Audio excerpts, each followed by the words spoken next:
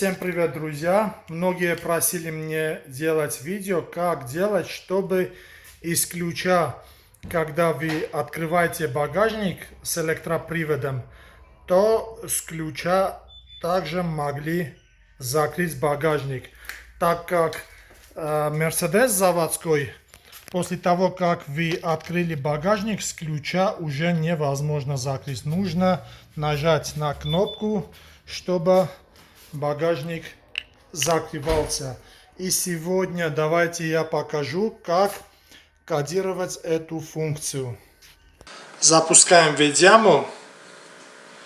Значит, друзья, на моем автомобиле оригинально не установлен электропривод, нет этого блока, поэтому я не могу прямую через OpenPort показать вам, как это кодировать. Я буду это показать вам через симулятор на программе Vediamo. Значит, что мы делаем? Как обычно, запускаем Vediamo через OpenPort, либо через C4, это не важно. Нажимаем Ikut.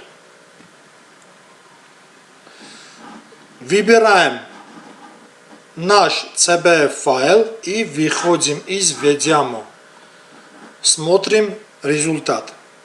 Значит, друзья, уже после того, как вы все это кодировали на своем автомобиле, уже без проблем вы открыли с ключа и вы закрыли с ключа также без проблем.